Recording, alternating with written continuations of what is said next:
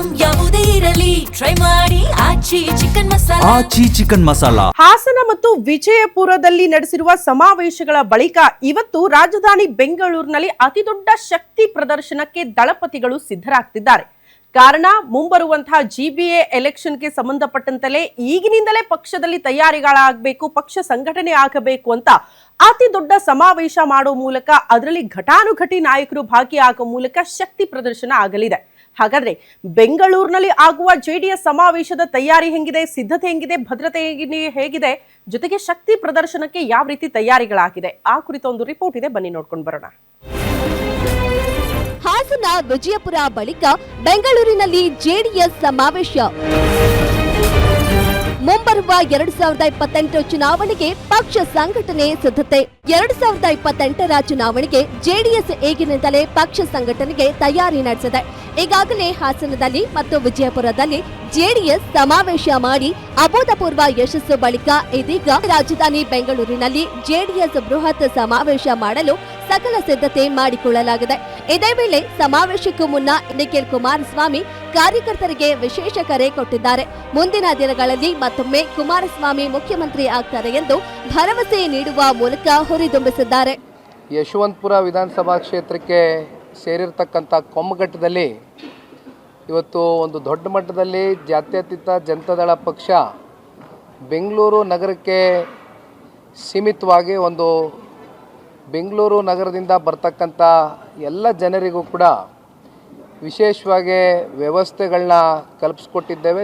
ಇನ್ನು ಗ್ರೇಟರ್ ಬೆಂಗಳೂರು ಪ್ರಾಧಿಕಾರ ವ್ಯಾಪ್ತಿಯ 5 ನಗರ ಪಾಲಿಕೆಗಳಲ್ಲಿ ನಡೆಯಲಿರುವ ಚುನಾವಣೆಯನ್ನ ಗಮನದಲ್ಲಿ ಇಟ್ಕೊಂಡು ನಗರದ ಹೊರವಲಯದ ಕೊಮ್ಮಘಟ್ಟದ ಮೈದಾನದಲ್ಲಿ ಜೆಡಿಎಸ್ ಬೃಹತ್ ಸಮಾವೇಶ ನಡೆಸಲು ಸಕಲ ಸಿದ್ಧತೆ ಮಾಡಿಕೊಳ್ಳಲಾಗಿದೆ.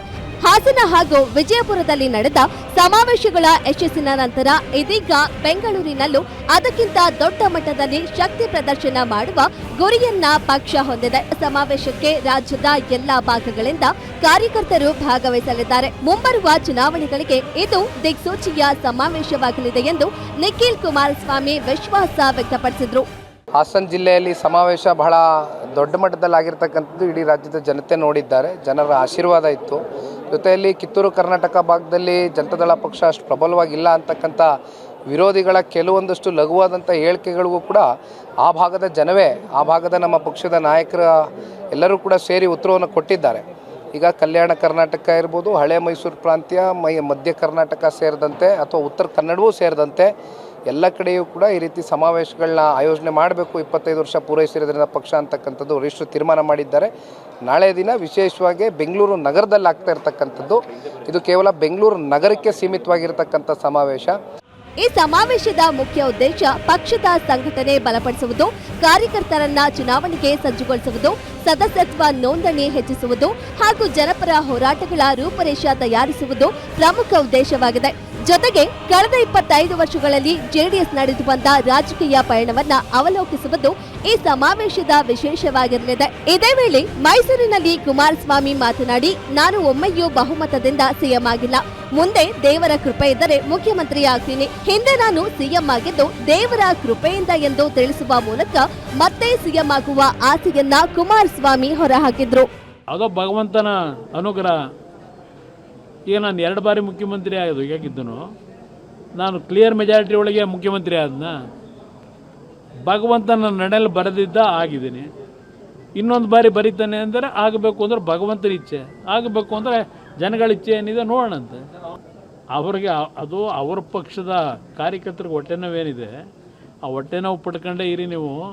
ನಾನು ಆರಾಮಾಗಿ ಮಜವಾಗಿರ್ತೀನಿ ಈ ಜಾಗದಲ್ಲಿ ಬಿಗಿಯಾಗಿ, ನೀವು ಹೊಟ್ಟೆ ಉರಿ ಪಟ್ಕೊಂಡು ಹೊಟ್ಟೆ ನೋವು ಪಟ್ಕೊಂಡು ಹಿಂಗೆ ಕಾಲ ಕಳೀರಿ ಅಂತಲೇ ಹೇಳಿರೋದವರು.